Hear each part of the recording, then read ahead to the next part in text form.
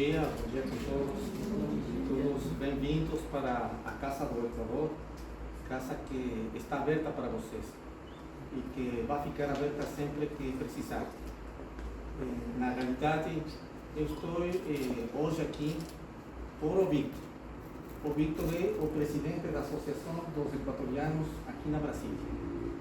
Eu estou 1 ano e meio aproximadamente morando em Brasília.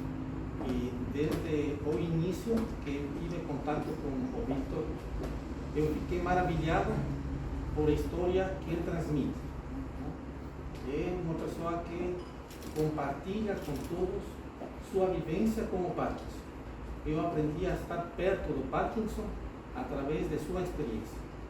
Certamente conheci o Dr. Brandão de antecipação, através das palavras do Victor.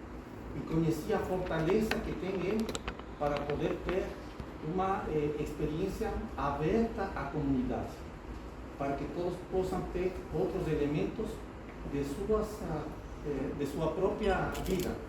Então, no momento que nós falamos o ano passado a respeito do Parkinson, concordamos imediatamente em abrir a embaixada para poder receber todos vocês. Receber justamente no aniversário do Parkinson, perto do aniversário, o 11 de abril. De tal jeito que eu me sinto muito honrado de ter todos vocês acá e poder ter no futuro as vezes que seja necessário. Bem-vindos novamente e que tenhamos uma boa jornada hoje. Muito obrigado. Se quer dar com o senhor gostaria de falar? Por gentileza, por favor.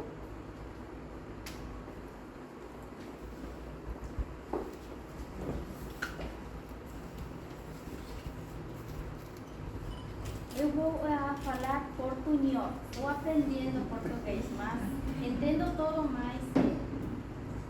Estou aprendendo. Bienvenidos a la Embajada de Ecuador en Brasil. Para nosotros es un honor recibirles a todos los participantes, a los pacientes de Parkinson, estudiantes y profesores de la UNB. Es un evento para nosotros muy importante con nuestro presidente de la Asociación de Ecuatorianos en Brasilia, que es muy activo y que intenta integrar y vincular a nuestra comunidad. Vamos a seguir apoyando estos eventos que mejoran, sin lugar a duda, van a ayudar a mejorar la calidad de vida de todos. Pues siéntanse en su casa, vamos a estar aquí acompañando la jornada y que desarrollemos con éxito este día. Muchas gracias.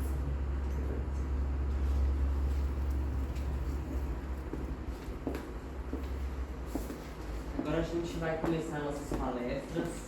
Vamos começar com, como já todos falaram muito, né? O Dr. Pedro Brandão. Vou falar só um pouquinho sobre ele. Então, um médico neurologista, especialista em transtorno do movimento, um doutor em neurociência pela UNB, colaborador do ambulatório de Parkinson e transtornos do movimento do Hospital Universitário de Brasília, membro titular da Academia Brasileira de Neurologia, secretário do Departamento Científico de Transtornos do Movimento da ABM. Pedro, esse momento é todo seu. Muito obrigado.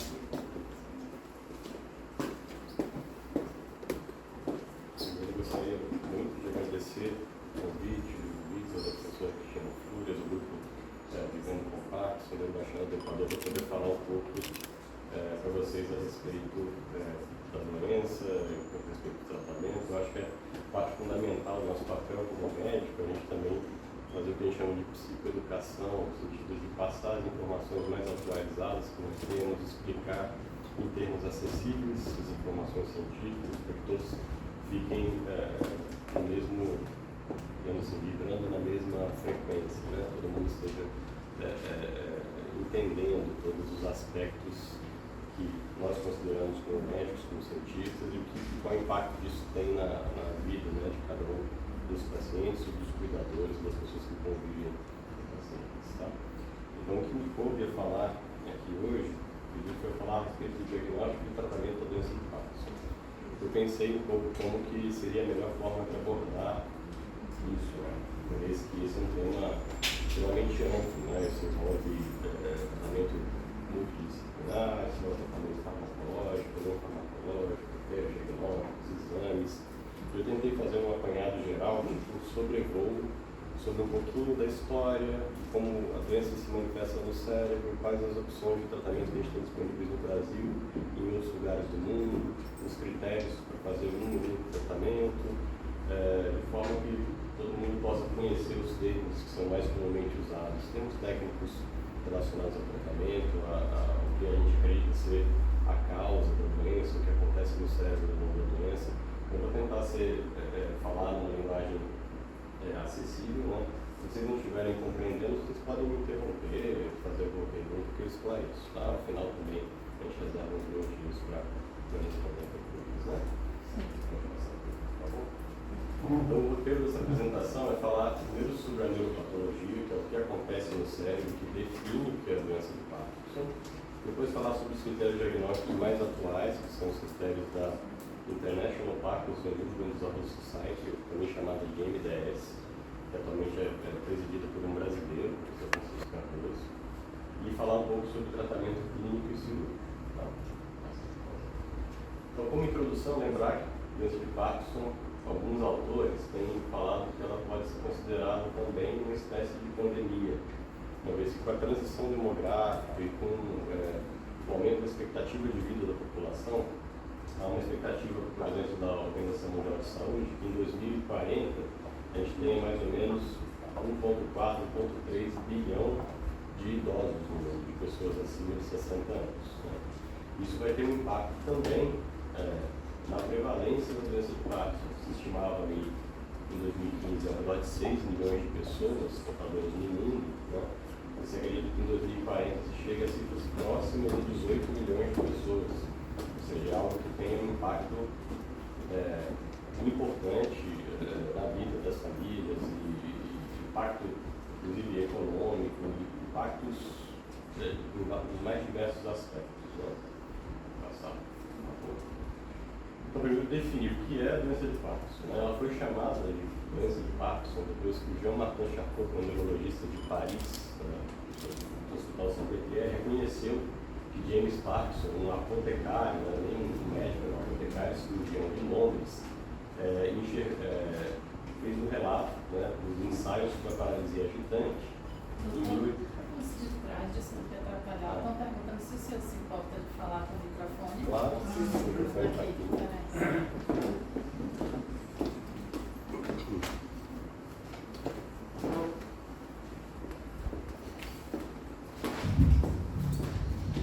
Vou deixar o microfone apoiado aqui. Vocês conseguem me escutar melhor agora?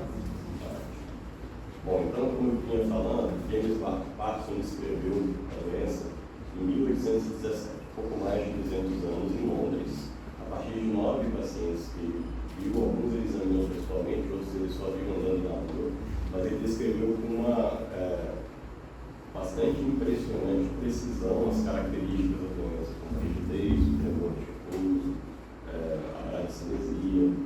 Mas isso foi reconhecido por Jean-Martin Charcot, que é um neurologista francês, da Escola Francesa do Hospital Saint-Pierre de Paris, e ele reconheceu essa contribuição de Parkinson e sugeriu que a doença fosse chamada de doença de Parkinson.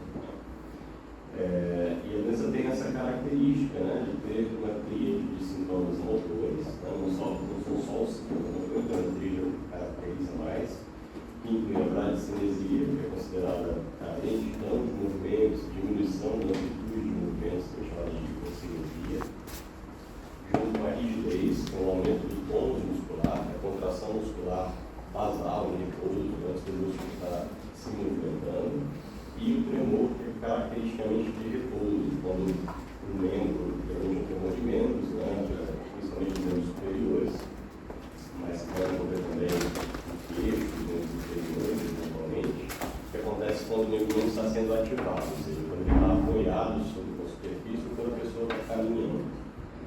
Uma característica clássica da doença de Parkinson, que ajuda a gente a diferenciar entre doenças que são parecidas com a doença de Parkinson, é o fato de ela ser assimétrica.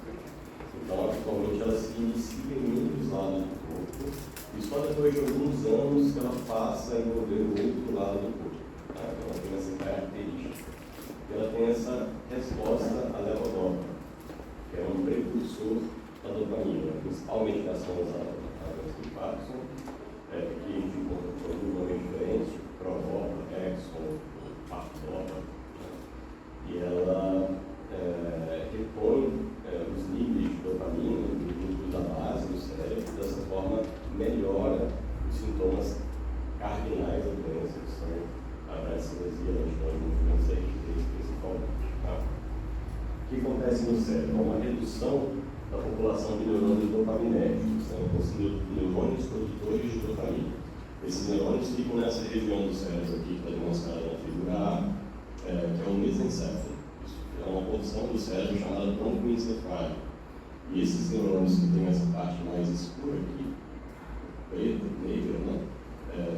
Eles compõem o que a gente chama de substância negra. Aliás, a substância negra ela é composta por esses neurônios que têm grânulos de melanina. A mesma melanina que escurece a pele está presente nesses neurônios. É o que a gente chama essa melanina de neuromelanina. Então, além de ter neuromelanina, esses neurônios têm dopamina, eles são produtores de dopamina. Os pacientes com Parkinson, a substância negra, a gente pode dizer que deixa de ser negra, fica pálida. Tá? E essa palidez da substância negra, ela é provocada pela diminuição da população desses neurônios. E isso que explica os sintomas motores. Tá? Se descobriu isso muito tempo, mais de 100 anos atrás, e Tretjakov, que é um patologista russo, mostrou junto com Friedrich Levy que haviam inclusões dentro dos neurônios, ou seja, quando você olhava esses neurônios no microscópio, né, olhando o mesencéfalo, pode passar a próxima. Essa próxima também depois eu conto. Você via dentro da célula do neurônio algumas inclusões, que são esses agregados aqui, que foram nomeados corpos de Levy. Esses corpos de Levy, eles são aglomerados de proteínas. Né? E a principal componente desse agregado é a alfa-sinucleína, talvez você já tenha ouvido falar. É uma proteína que todos nós temos normalmente no nosso cérebro, mas que ela se agrega de uma forma anormal, ela se dobra de um jeito diferente, formando fibrilas. Essas fibrilas formam agregados e esses agregados se depositam dentro dos neurônios. E se acredita que esse é um dos mecanismos pelo qual o neurônio sofra uma degeneração. Tá? Então, pode voltar para o anterior. Então, lembrando um pouquinho da importância. A gente tem 1 a 3% da população acima de 60 anos como portadores de doença de Parkinson. Né? Eu acredito que o número seja mais próximo de 1 do que de 3 atualmente, mas há uma discussão se a frequência, a prevalência e incidência desse estado não aumentando efetivamente a população. Ela tem uma característica também que está sendo incluída entre os critérios diagnósticos, que é dos sintomas que a gente chama prodrômicos. Pródromos vem de ocorrendo antes de. Né? Então, existe um grupo de sintomas que ocorrem anos, às vezes décadas, antes da pessoa começar a ter o tremor, a rigidez ou a lentidão de movimentos. E são principalmente hiposmia, que é a perda do olfato, uma perda do olfato progressiva e lenta, às vezes não tão perceptível pela pessoa, mas identificável por meio de testes de identificação de odores e de limiar olfativo. Um transtorno do sono, chamado transtorno comportamental do sono REM. Esse transtorno comportamental do sono REM, ele muitas vezes passa não diagnosticado, a maior parte das vezes eu poderia dizer. Ele é caracterizado por um comportamento anormal durante o sono e que a pessoa encena os próprios sonhos. Então, se a pessoa tem um pesadelo, que ela está lutando, fugindo, tendo algum pesadelo agitado, ela pode ter esse comportamento se manifestando na cama. Então, a pessoa vai dar socos, chutes, gritar no meio da noite, às vezes cair da cama quando está ocorrendo esse pesadelo. E isso ocorre anos antes. Alguns pacientes não sabem que 10, 20, às vezes 30 anos antes da doença de Parkinson começar. É uma explicação complexa do porquê isso ocorre, mas tem relação com a perda de alguns neurônios no tronco encefálico antes da pessoa perder os neurônios que produzem dopamina nessa parte do mesencéfalo.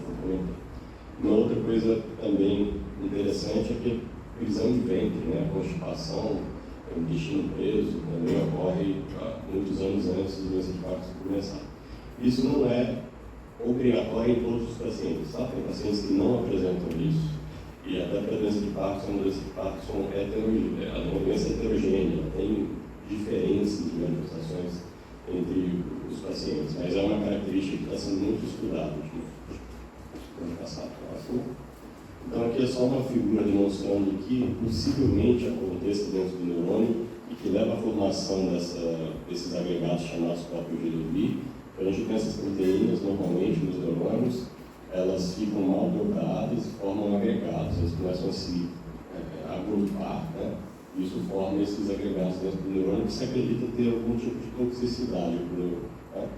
E os sistemas que a célula tem de limpeza da célula, que deveriam identificar essas proteínas, quebrar essas proteínas e metabolizá-las, eles não funcionam tão bem, isso também contribui para a proteína acumular.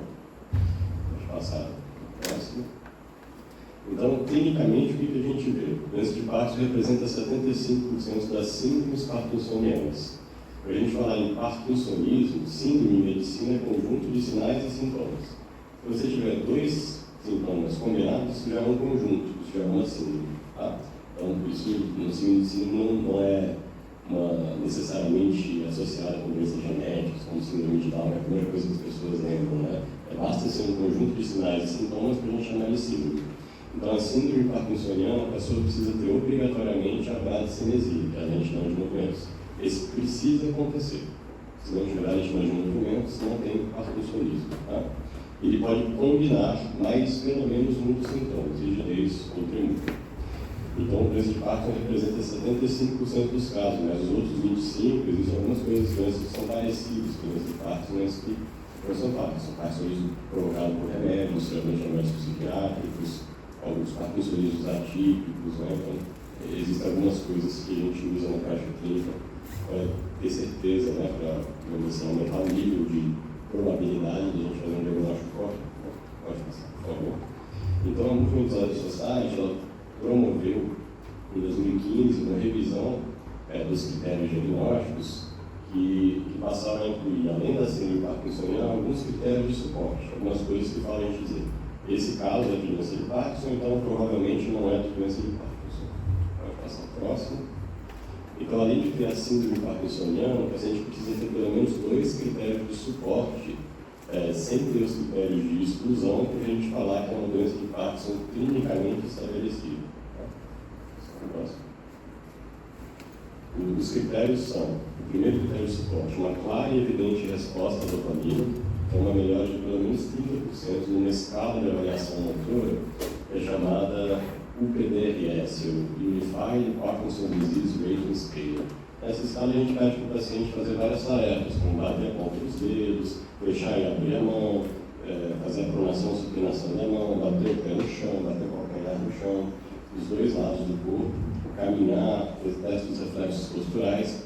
Se tiver uma resposta aí de pelo menos 30%, a gente pode dizer que sim, tem resposta à dopamina. Tá? E outra coisa é ter as flutuações de resposta, que são características depois de alguns anos. No início da doença, a pessoa pode ter uma resposta, por exemplo, a levodopa, que tem uma durabilidade limitada. Então, a pessoa toma um comprimido às 7 da manhã, antes de chegar o horário de tomar o próximo comprimido às 11, por exemplo, os sintomas reaparecem transitoriamente por alguns minutos, até que a pessoa tome o remédio e os sintomas voltem a melhorar.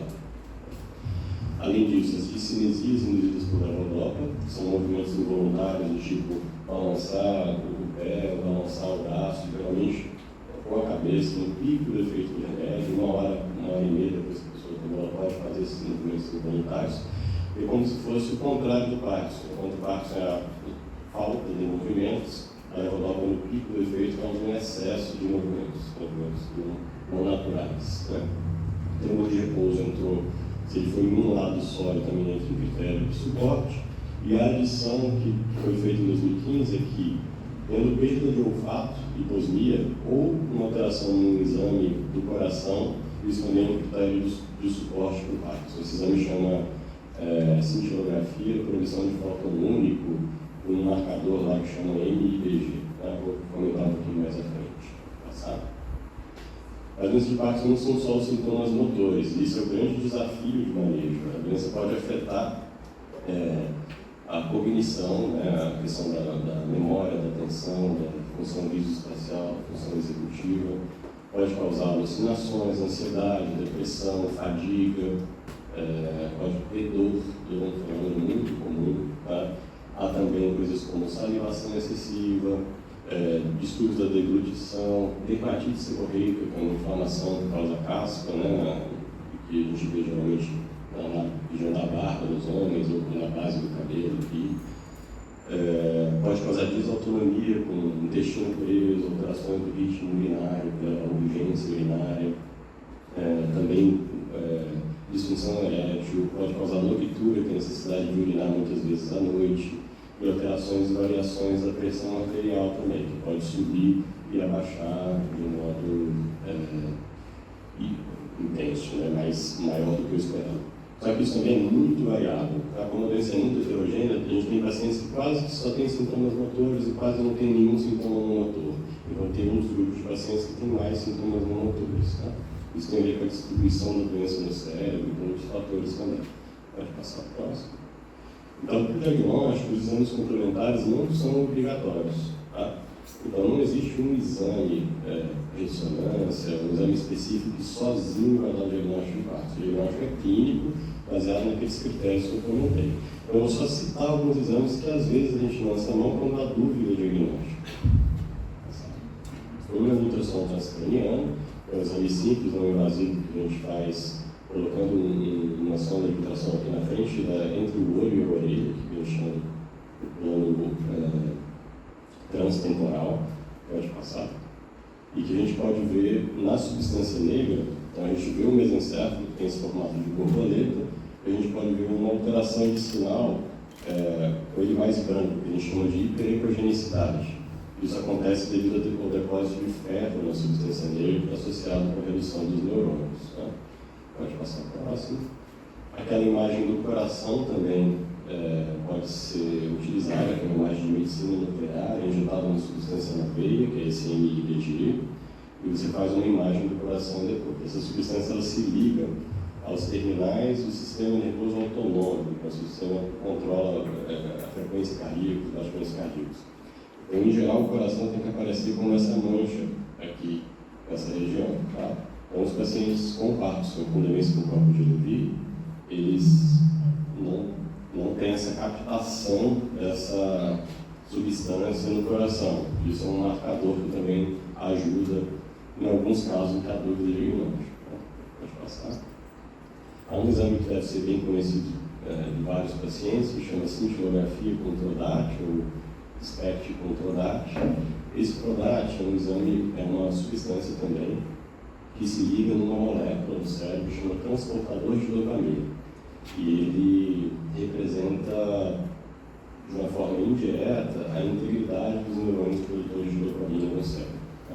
Então, na figura A, vocês veem uma imagem de uma pessoa sem parkinsonismo, né? Sem perda de neurônios dopaminérgicos. Então, a captação da substância marca aqui nesse formato de dois feijões aqui dos dois lados, a região dos núcleos à base do cérebro, e aqui um paciente portador de doença de Parkinson que tem uma redução dessa população de neurônios. É uma forma indireta da gente medir, mas que a gente não usa tanto na prática clínica, porque o quadro clínico geralmente é suficiente. Geralmente é só se a gente tiver uma dúvida. Por exemplo, a pessoa usar um remédio que possa provocar parkinsonismo e você não sabe se é um remédio que está causando aquilo ou se a pessoa tem uma doença de Parkinson por trás.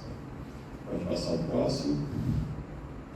Existem algumas técnicas mais novas de ressonância, só para vocês conhecerem, que chama imagem de neuromelanina. Então a gente consegue, com a ressonância, olhar o que seria uma representação daqueles neurônios lá produtores de dopamina e de neuromelanina. Pode passar assim, antes de eu passar o próximo. Aqui é um sujeito sem doença de Parkinson que tem esse sinal branco aqui na substância negra. Né? Eu tenho um sujeito com doença de Parkinson que esse sinal branco fica atenuado. A gente consegue ver isso na ressonância. Pode passar o próximo. Ou essa imagem que a gente chama do nigrosoma 1, que é uma região de neurônios específicos que fica na parte mais lateral do mesencéfalo, que é aqui de um lado e do outro, essa marcada com o númerozinho 6 aqui. Você vê aqui esse sinal branco e aqui do outro lado a perda desse sinal branco. Então a perda desse sinal de ligação 1 também é um marcador de doença de Parkinson. Pode passar? Bom, eu queria mostrar um pouco dos anos para vocês se familiarizarem com os termos, porque eventualmente pode acontecer de ver o resultado de exame desse, de saber que existe ultrassom, ressonância, cintilografias do coração e do cérebro que podem ajudar no diagnóstico diferencial. Porém, elas não são obrigatórias. Vou reforçar o que eu falei agora há pouco. O diagnóstico é clínico, ele depende da avaliação de um neurologista, preferencialmente especialista em desenvolvimento, que tem experiência e reconheça o quadro clínico da forma como que ele se apresenta. Tá? Aí vamos falar um pouquinho do tratamento sintomático. Vou falar do tratamento farmacológico e cirúrgico, porque as aulas acessíveis parecem não falar mais a parte multiprofissional, né? Pode passar a próxima. O tratamento sintomático motor, ele é baseado em tentar repor os níveis de dopamina do cérebro. Tá? Então, como é que a gente repõe esse nível de dopamina? A gente dá um precursor dopaminérgico, que é a levodopa ou a L-dopa. Essa substância, ela é produzida por a gente normalmente. Então, às vezes eu brinco com os pacientes assim, você não estava querendo um tratamento natural para doença de Parkinson, o tratamento natural é a levodopa, porque você mesmo produz. Então, esse é um tratamento natural. Tá? Tem alguns remédios sintéticos também, que são os agonistas dopaminérgicos. Tá? Eu vou comentar cada um dessas estratégias terapêuticas para que funcionam cada um dos remédios. Pode passar, por favor. Então, isso aqui é uma representação do que seria a sinapse, que é a conexão entre dois neurônios, do neurônio que produz dopamina. Tá? Então, ele tem umas etapas para a produção de dopamina, algumas substâncias. A dopamina vem da tirosina, ela passa por uma enzima que chama tirosina hidroxilase e forma essa dopa, que seria a L-dopa, que é o precursor da dopamina, e essa dopa, pela dopa desse hidroxilase, que é uma outra enzima, vira dopamina. Então, quando a gente está dando levodopa para o paciente, a gente está aumentando esses níveis de dopa, fazendo com que os neurônios aumentem os níveis de dopamina no cérebro. Tá? Então, a gente está tratando, eu também faço essa analogia, com a insulina para o diabético. Né? O diabético, quando produz insulina, produz insulina não tão efetiva, a gente repõe a molécula que está faltando. Tá? Isso age em um receptor pós-sináptico, porém esse receptor de dopamina, que fica no neurônio que recebe a dopamina, ele pode ser estimulado por outras moléculas também que conseguem se ligar nele, por exemplo, os agonistas dopaminérgicos. Tá? A levodopa e a dopamina são metabolizadas por duas enzimas. A CONT, que é a catecol-metiltransferase, que transforma ela em 3-O-metildopa, e a monoaminoxidase B, que é a MAO-B. Por que eu estou falando disso? Porque os remédios que melhoram o funcionamento da levodopa, eles inibem essas enzimas. Eles fazem que a dopamina fique mais tempo disponível para ser usada no cérebro. Eu vou comentar de algum desses remédios para vocês entenderem por que a gente dá esses remédios. Tá? Ele está atuando no mecanismo lá que a doença ocorre no cérebro. Pode passar. Então, a levodopa, ela sempre é dada com um segundo remédio. Então, é dada, por exemplo, levodopa com carbidopa ou levodopa com benserazida.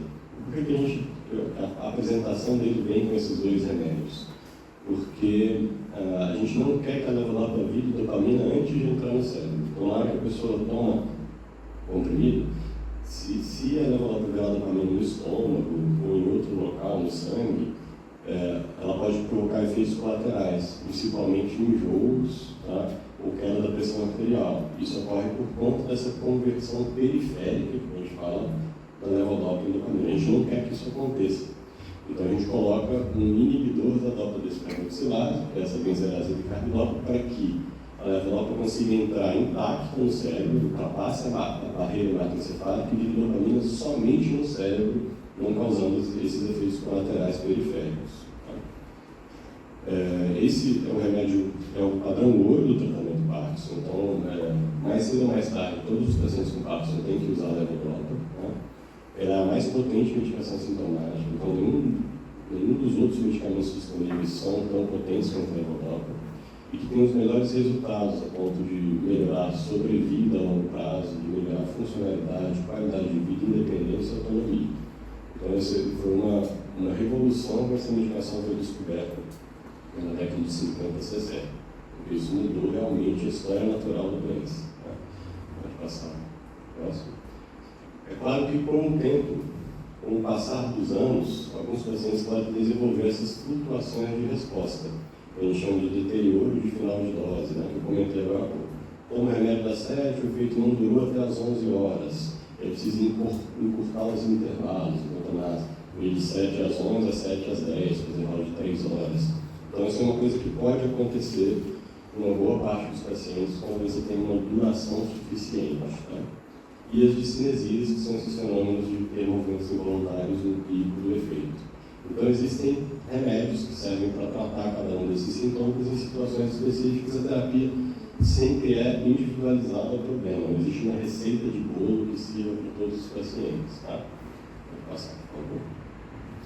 Outros remédios que também são muito usados são os agonistas dopaminérgicos. Então, os que a gente tem no Brasil são pramipexol, que tem apresentação em comprimidos, produtos de liberação imediata, tomados 3 vezes ao dia, ou de liberação prolongada, que são tomados uma vez só ao dia. Também existe um outro agonista na forma de adesivo, que chama rotirotina transdérmica. Esse remédio também é conhecido como neutro, né? É um adesivo que a pessoa cola na pele e troca a cada 24 horas. Tem uma vantagem de ele ficar tendo uma liberação mais contínua na pele. Esses remédios servem para melhorar as discinesias, se você conseguir reduzir as doses de levodopa, para tratar flutuações de resposta e eles promovem uma estimulação dopaminérgica mais contínua. Porque a levodopa é assim, você dá o remédio, ela faz aquele pico de efeito em 1 hora, 3 a 4 horas depois o efeito cai no sangue. Então esse remédio não tem essa cinética, essa coisa de 1 hora, 3 horas, 1 hora, 3 horas. Ele vai ser liberado continuamente ao longo do dia inteiro. Tá? Então a vantagem dele é essa estimulação mais persistente dos neurônios. Ele tem alguns efeitos colaterais, assim como a levodopa, eu citei alguns ali. Às vezes pode causar alucinações, inchaço nos tornozelos, sono excessivo e ataques de sono. Esse é o cuidado que a gente tem quando a gente prescreve, então o paciente tomar cuidado com a direção contra esses ataques de sono. Existe uma manifestação que ocorre em 15% dos pacientes com Parkinson, que é uma manifestação comportamental, chamada transtorno de controle de impulsos. A gente sabe que a dopamina faz parte do sistema de regulação de recompensa do cérebro. Recompensa é a gente ser reforçado por um comportamento que a gente realizou. Então, uma das coisas do sistema de recompensa, por exemplo, se você come um doce, um chocolate, você sente um pequeno prazer, uma pequena recompensa. Se você compra uma coisa que te agrada, você sente um pequeno prazer, uma pequena recompensa. Depois você faz atividade sexual e dá igualmente. Se você aposta alguma coisa e ganha a aposta, você também tem essa recompensa. O problema é que esse sistema de recompensa pode ficar desregulado, e a pessoa tem uma espécie de vício por esses comportamentos de procurar comida, compras, apostas ou atividade sexual. E isso pode, em alguma associação, um pouco maior risco de acontecer isso nos pacientes que usam agonistas dopaminérgicos. Então, sempre que o paciente está usando esses remédios, a gente pede para se monitorar, informar em todas as consultas se está tendo algum comportamento que ele não consegue resistir a fazer, não consegue frear aquele comportamento, porque isso pode ser um efeito colateral. Acontece em 15% dos pacientes, tá? Mas é uma coisa que é importante que todos saibam que existe. Pode passar, por favor. Os inibidores enzimáticos, que são os inibidores da CONT e da MAO-B, eles servem para melhorar o efeito da levodopa, fazendo com que ele dure mais horas e passe menos horas sem efeito, que a gente chama de período off. Tá? Então, o entacapone é o que está disponível no Brasil. Ele é administrado junto com todas as doses de levodopa. Você toma uma levodopa junto com o entacapone todas as vezes que tomar, até um máximo de 8 vezes ao dia. Tá? Então, ele melhora o efeito, reduz a gravidade da flutuação, mas às vezes piora um pouco as discinesias. Tá? Então, um efeito colateral que é bom sempre informar, que pode deixar a urina meio alaranjada. Os pacientes se assustam com isso, mas é só uma substância que sai da urina que tem essa coloração alaranjada. Existe um outro inibidor da CONT chamado opicapone, que é produzido por uma empresa portuguesa, que ainda não chegou no Brasil, mas tem a vantagem de tomar só uma vez ao dia.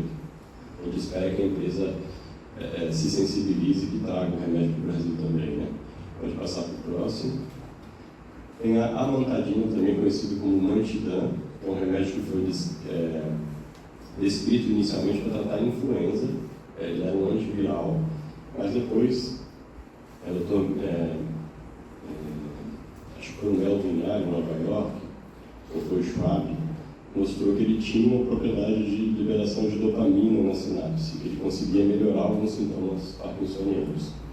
Atualmente, o mantidã tem sido usado mais para diminuir as discinesias. Então, esses movimentos involuntários de balançar o braço, perna, eu comentei, ocorrem no pico do efeito da levodopa, a amantadina consegue diminuí-los. Essa é a principal utilidade clínica dessa medicação. Tá? Ela também pode causar alucinações, inchaço nas pernas, insônia em alguns pacientes. Então, é importante você também mencionar isso. Pode passar para a próxima. A razagirina é um outro inibidor da monoaminoxidase B. Lembrando que assim, o entacapone, a razagirina e o pramipexol são fornecidos pelo SUS, pelo governo brasileiro, sem custo, nas farmácias de alto custo, para que os pacientes possam utilizar. Tá? A razagirina é um remédio de tomada única diária e ela inibe uma dessas enzimas, que é a monoaminoxidase B, que eu comentei atrás. O efeito é parecido com o entacapone, aumentar a duração do efeito da levodopa, passar mais tempo com o efeito do remédio e menos tempo sem o efeito da levodopa. Pode passar para o próximo. Um outro inibidor da monoaminoxidase que foi lançado nos últimos 3 anos aqui no Brasil é chamado de safinamida. Tá? Ele tem algumas pequenas diferenças nos locais em que ele atua no cérebro, nos canais de cálcio.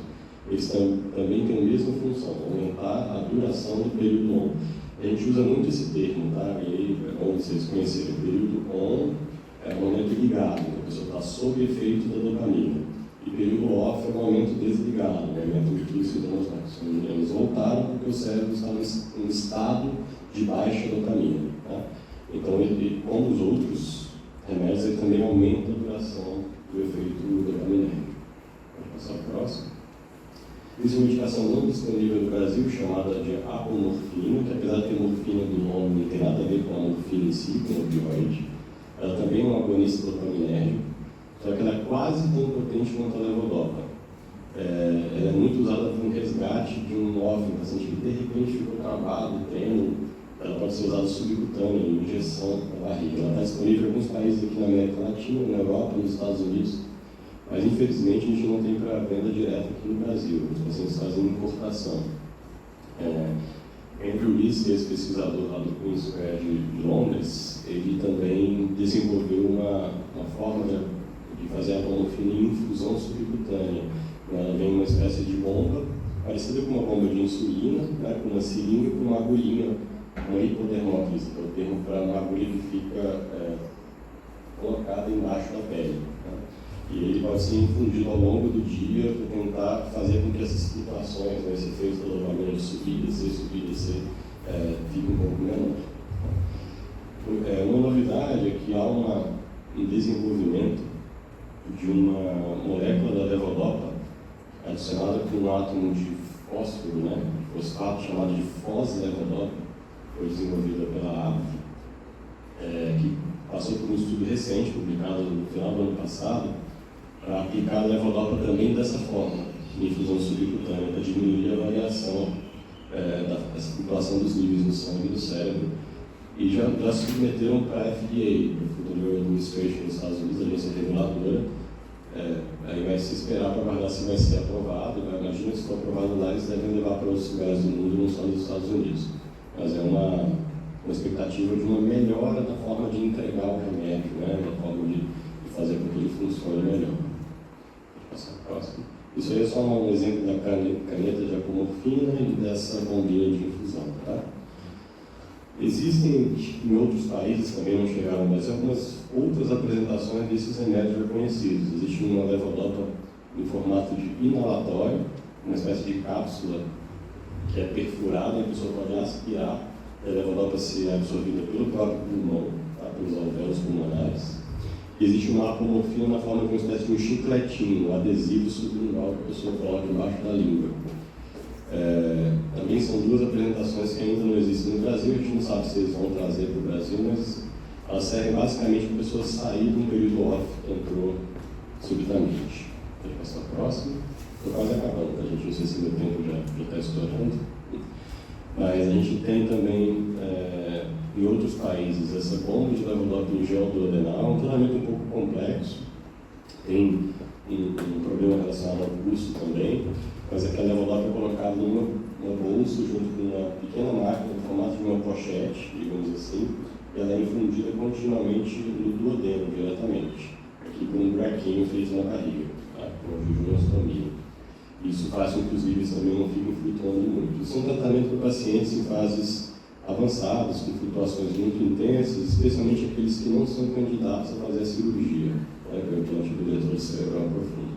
Também não existe no Brasil, mas é para vocês conhecerem que são opções que existem em outros países. Pode passar.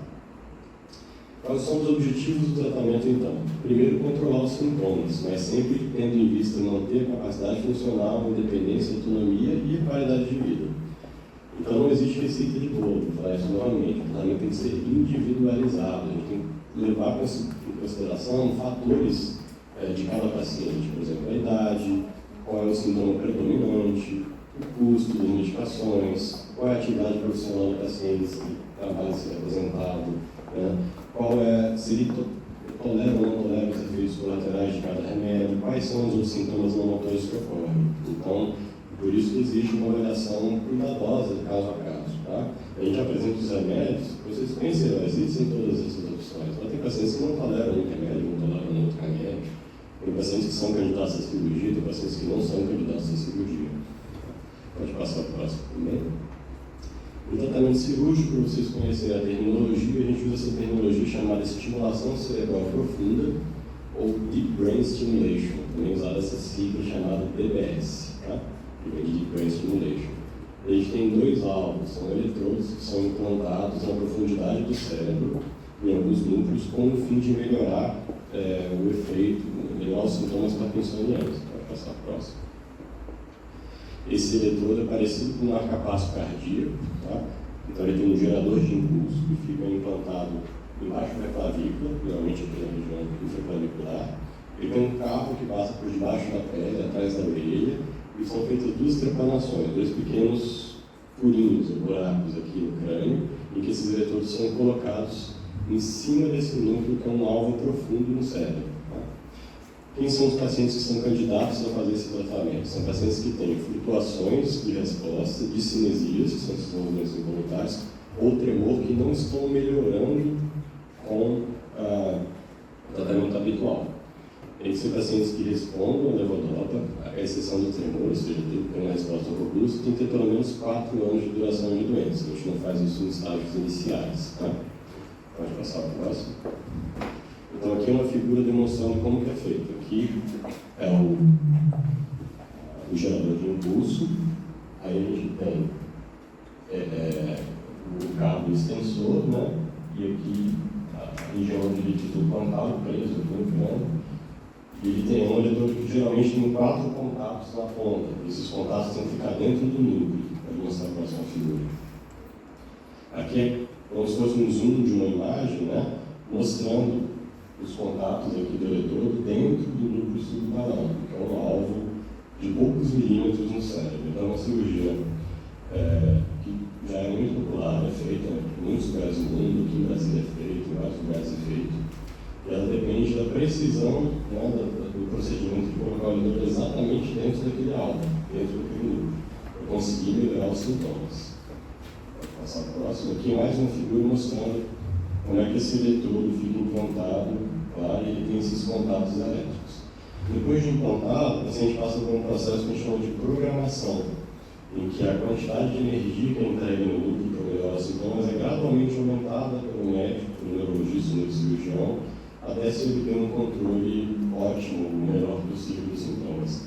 É sempre importante ressaltar que isso não é a cura da doença, né? Ele não vai consertar outros processos patológicos que estão acontecendo, mas ele pode fornecer qualidade de vida para pacientes selecionados que preenchem esses critérios que eu comentei com vocês. Vou passar o próximo. Então, aqui uma figura mais genérica, mais global, mostrando onde é que ele fica, o cabo extensor e os eletrodos implantados lá dentro do núcleo. Tá?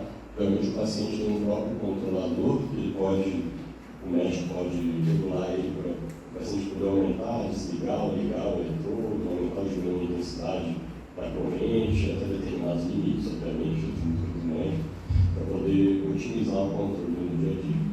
A gente está no estado da tecnologia que a gente espera que daqui a alguns anos esses equipamentos já sejam controlados por inteligência artificial, que eles possam ler a atividade do núcleo e estimular só na hora que precisa, só na hora que o núcleo não tiver com as descargas, a gente chama de ondas beta, que são associadas com esse nome.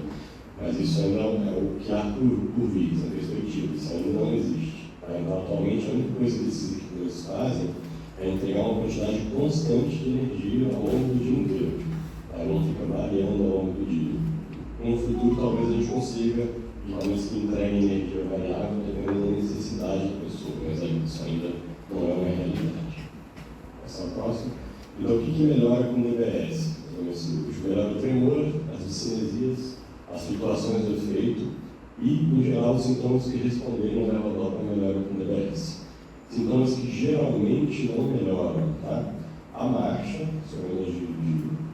ao caminhar, o freezing, que é aquele bloqueio motor, quando o paciente começa a andar, o pé fica grudado no chão e demora a conseguir dar o primeiro passo, esse sintoma não costuma melhorar com a cirurgia.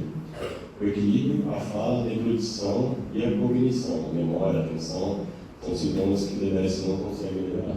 Então, isso é importante deixar claro, né, porque é um tratamento que tem sua função, ele é muito útil para alguns pacientes relacionados, mas tem casos que não tem indicação por ele não melhorar, o paciente precisa melhorar um sintoma específico desses. Tá? Vou passar a próxima. Esse aqui é só um artigo que a gente publicou uns anos atrás, mostrando quais são os critérios de seleção, está disponível no arquivo de neuropsiquiatria de 2018, para selecionar um paciente que pode ser um candidato a fazer a cirurgia do que não deve ser candidato. Pode passar a próxima. Então, aqui são as tecnologias. Hoje em dia, a programação desses eletrodos é feita por tablets, né, que são equipamentos que você pode regular a voltagem, a amperagem, a frequência da estimulação, a largura do pulso de cada estimulação. Tem vários parâmetros que a gente regula para conseguir obter o melhor efeito possível. Pode passar.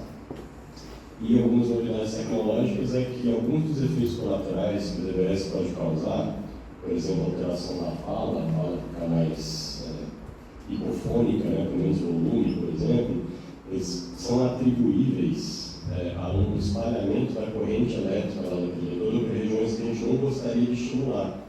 Por exemplo, aqui, você vê, esse aqui seria o núcleo subtalâmico. Aqui a corrente, se ela passar um pouco além do núcleo subtalâmico, isso pode afetar a voz da pessoa. Então, se forem desenvolvidos eletrodos, você pode direcionar a corrente para frente, para o lado, para trás, para tentar evitar esse espalhamento da corrente elétrica que causa esses efeitos colaterais. Tá? Então, as mudanças tecnológicas têm acontecido nos últimos anos para tentar melhorar a eficácia desses tratamentos. Pode passar. E aqui a doutora Cristina Folha tinha me pedido para falar sobre um trabalho nosso científico, né? Isso foi um esforço que durou 5, 6 anos, a validação de uma escala para avaliar a memória e a cognição da doença de Parkinson no Brasil. Essa foi uma escala desenvolvida em Barcelona, pelo grupo do professor Jaime Kulisevski e o Javier Pagona Barraga, da Universidade Autônoma de Barcelona. A gente fez um processo de validação transcultural, né? A escala foi traduzida, ela foi aplicada a mais de 1.000 pessoas nessas cidades todas aí do Brasil que estão marcadas no mapa, tá? Pessoas sem doença de Parkinson inicialmente, para a gente ver se a escala era precisa ou não, se ela media o que ela se propunha a medir, a questão cognitiva. Depois aplicamos a pacientes com doença de Parkinson e a escala se mostrou interessante. Pode passar a próxima.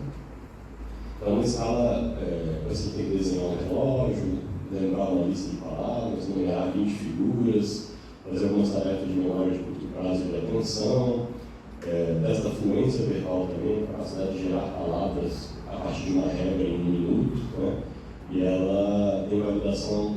Nosso propósito da escala foi adaptar questões da escolaridade. A gente sabe que a escolaridade é muito variável no Brasil, né? A gente tem desde pessoas analfabetas até pessoas altamente escolarizadas. Isso influencia muito a resposta. As escalas ficam menos efetivas por conta dessa variação de escolaridade na população. Então a gente tentou colocar uma grande amplitude de escolaridade para a gente diminuir o efeito da escolaridade e medir realmente o que a gente está querendo medir, que é a cognição. Tá? Então isso está disponível, foi publicado esse ano. E a gente também aproveitou para essa próxima e fez um estudo de imagem. Então os pacientes responderam a essa escala e foram submetidos a uma ressonância.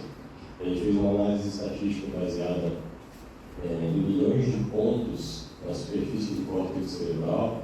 A gente mostrou que a escala consegue medir de forma indireta o que seria a espessura do córtex cerebral dessas regiões. Ou seja, as pessoas que respondem melhor na escala, a pontuação maior, eles têm maior integridade do cérebro nessas regiões. As pessoas que respondem em menor pontuação, elas provavelmente têm esse cérebro menos íntegro nessas regiões aí. Tá? Então a mensagem mais importante para terminar é muito importante e essencial que os pacientes tenham boa adesão às terapias reabilitadoras, especialmente fisioterapia funcional, fonoaudiologia, fonoterapia, terapia ocupacional, psicoterapia, acompanhamento nutricional e especialmente, chamando a atenção para isso, os exercícios físicos regulares. Hoje em dia a gente ainda não tem um remédio neuroprotetor, ou seja, que faça com que a taxa de progressão da doença seja interrompida, por exemplo. No entanto, tem evidências científicas robustas de que os pacientes que praticam exercício físico regularmente, eles evoluem muito melhor do que os pacientes que não praticam exercício físico. Possivelmente porque o exercício tem fatores, produz substâncias que permitem que os neurônios sobrevivam mais. Tá?